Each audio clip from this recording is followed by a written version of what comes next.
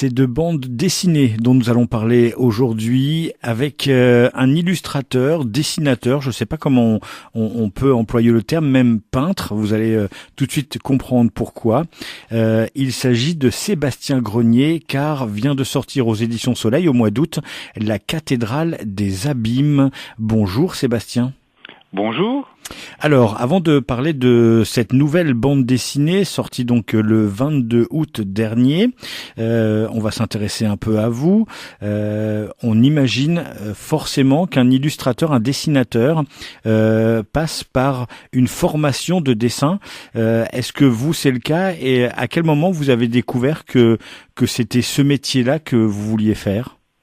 Ouais, je pense que j'ai découvert ça en fait déjà tout petit, quand les autres gamins jouaient ensemble au foot. Moi j'étais dans un coin avec sur un coin de table à dessiner sur les nappes. Enfin voilà quoi, déjà un peu monomaniaque du dessin tout gamin quoi. Donc c'était assez naturel que je suive cette voie. Ouais. Et puis arrivé au lycée, là j'ai commencé à me pencher aussi du côté de la musique. Donc à un moment donné, j'ai aussi hésité à partir dans les études musicales.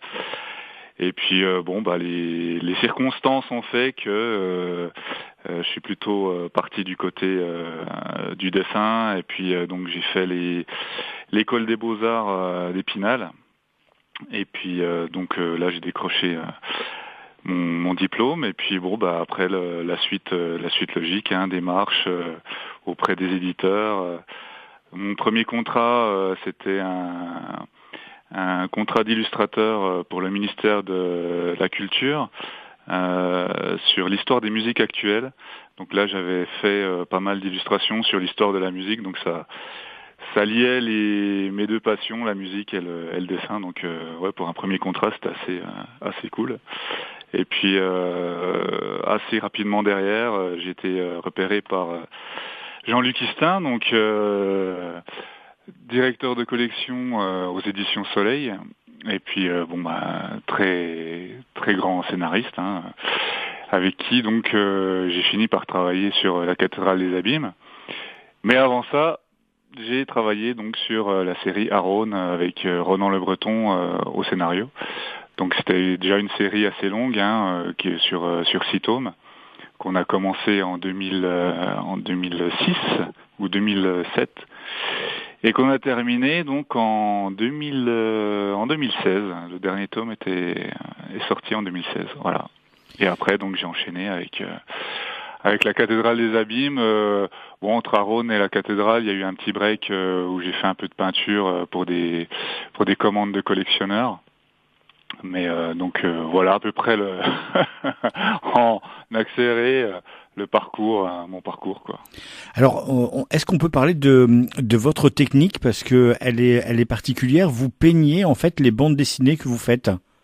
Oui, je suis pas le seul. Il y a dans ce genre illustratif, on a Civiello, Le Droit, pas mal d'illustrateurs aussi anglo-saxons comme Simon Bisley, Greg Staples. Donc moi c'est vraiment, je découle vraiment de cette lignée là quoi, d'illustration anglo-saxonne, une espèce de tradition comme ça issue des années 80-90. Et donc je travaille donc sur des grands formats à la peinture acrylique avec des rayons de peinture à l'huile. Et donc chaque case sont séparées parce que quand même c'est des très grands formats. Et donc ensuite c'est scanné et mis en forme sous forme de page sous Photoshop où on rajoute les dialogues numériquement par-dessus les dessins quoi. Et ça donne des cases qui sont gigantesques, entrecoupées de petites cases. Il y a des pleines pages et il y a aussi cette quand on ouvre la BD de La cathédrale des abîmes, une sorte de tableau. Ça fait très comme si on arrivait dans un musée et on se retrouvait devant un tableau, devant un paysage. Oui, c'est un peu le le but escompté, donc ça fait plaisir que le ressenti soit comme ça. Alors l'autre ressenti quand on regarde ce que vous avez fait avant avec Aaron et cette cathédrale des abîmes, c'est quand même très sombre comme univers. Est-ce que c'est un univers pour lequel vous avez beaucoup d'affection, parce que vous avez peut-être été bercé par vos lectures ou quand vous étiez jeune ou même encore maintenant, ou c'est parce que c'est ça que vous voulez dessiner et que vous aimez d'autres styles à côté? Ah, j'aime d'autres styles à côté, mais c'est vrai que c'est un style qui me passionne, qui m'a pris comme ça depuis que je suis gosse. C'est vrai que déjà à la maternelle, je dessinais l'enfer avec des avec des gens en train de brûler ou des barbares hyper musclés avec des gars décapités. Je sais pas d'où ça vient ce truc. Je pense que j'ai dû avoir un flash devant un film genre Conan le barbare de John Milius. Enfin voilà, j'ai toujours été attiré par ce côté assez sombre et puis bon, naturellement à l'adolescence toute la culture métal qui m'a bien nourri également. Donc c'est c'est une attirance comme ça naturelle. Et le rendu est exceptionnel. Je viens de tomber à l'instant sur la double page de la cité à la fin de ce premier tome Anselme. Malgré le travail à la peinture, vous arrivez à faire que le rendu soit assez précis. Cette cité, elle est détaillée. C'est assez hallucinant. Ah merci. Voilà, ça a été un sacré défi parce que c'est vrai que jusqu'à présent dans Aaron, il y avait très peu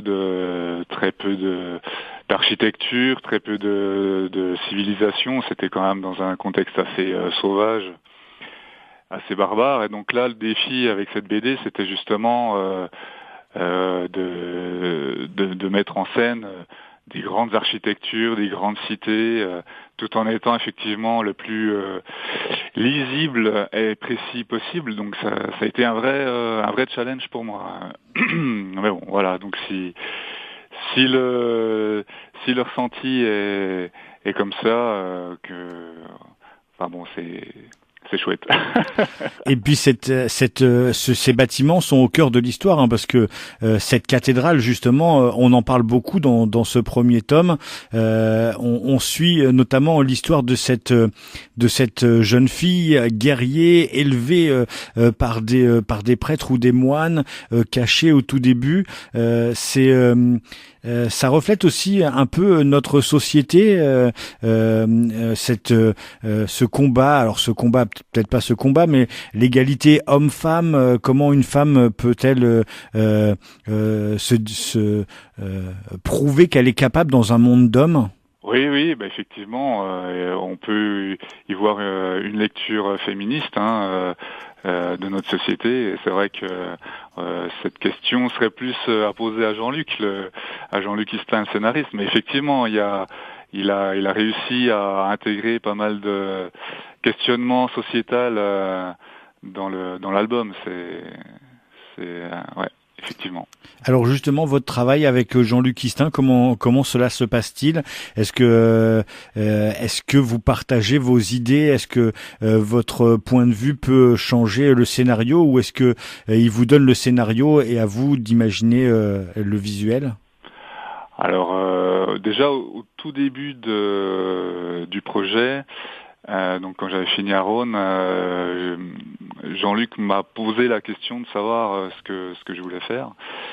Et donc moi je lui ai donné une espèce de cahier des charges très chargé pour le coup. Et donc il a essayé de mettre en forme tout ça dans un tout cohérent. Et donc l'idée de départ était quand même partagée, quoi. Je lui ai apporté quand même pas mal d'idées qu'il a essayé de mettre en œuvre. Et puis ensuite, une fois que son scénar était calé, était fixé, effectivement, il m'envoie les pages comme lui les voit, et puis moi j'essaye de les mettre en scène le plus fidèlement possible. Après, effectivement, il y a toujours des phases de questionnement, de remise en cause de certaines scènes. Mais voilà, c'est un échange permanent, ouais, c'est vrai. Parce qu'il faut choisir les bonnes cases. En même temps que je vous écoute, je feuillette cette BD. Il y a beaucoup de couleurs. On passe d'un côté sombre à un côté blanc et bleu quand il y a de la neige. Il y a beaucoup de jaune orangé quand elle passe par le désert. Et puis de temps en temps, on voit juste une bouche. Après, on voit juste des yeux. Le cadrage est très important dans cette BD, j'ai l'impression. Oui, il y a un gros travail sur tout ce qui est storyboarding, storytelling. Donc tout ce qui est c'est la phase avant la finalisation à la peinture. Il y a toute une phase de storyboard, donc c'est les brouillons de planches que j'envoie à Jean-Luc, qui valide ou pas. Donc là je recommence jusqu'à ce que ce soit validé. Mais oui, il y a un soin particulier apporté à tout ce qui est cadrage. On essaye de faire un maximum de cadrage cinématographique avec des grands plans panoramiques entrecoupés de plans rapprochés, de zoom, de plans serrés, etc. C'est un langage cinématographique au final. Ouais. Et puis aussi une très grande attention portée aux personnages. Les personnages principaux, on les reconnaît, ils sont forts, ils ont du caractère, beaucoup d'expression aussi. Oui, c'est ça. L'idée, c'est d'arriver à les rendre le plus vivants possible et puis aussi les rendre intéressants, à ce qu'ils aient des failles et puis de rendre cette force à travers le dessin. Donc ça aussi, c'est un challenge, Vous savez déjà combien de tomes comprendra cette série? Alors, on est parti sur 4 tomes, oui. Ça demande combien de temps de travail de préparer et d'être à plein temps sur une série, parce que vous êtes peut-être à plein temps sur cette série, ou vous arrivez à faire des choses à côté pour peut-être évacuer ou penser à autre chose? Oh je suis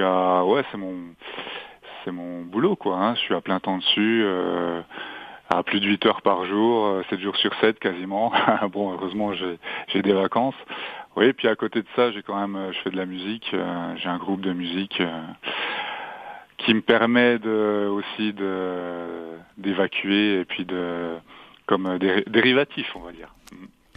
La cathédrale des abîmes, c'est Jean-Luc Istin au scénario, c'est Sébastien Grenier au dessin, à l'illustration, à la peinture, je devrais dire. Je vous invite fortement à aller jeter plus qu'un œil dans cet ouvrage. Il y a un tableau qui ouvre la BD qui est absolument super. Le cadrage, les couleurs sont magnifiques. L'histoire est très, très forte. Ça peut être aussi un peu dur. Il faut se battre dans ce monde. Il y a des gros méchants pas vraiment très sympa, mais ça sert l'histoire. C'est aux éditions Soleil et c'est sorti le 22 août dernier. Et on tient à préciser que Sébastien Grenier sera à Saint-Malo pour le festival qui a lieu le week-end du 13 octobre prochain. C'est un festival que vous aimez faire, Saint-Malo? Ah oui.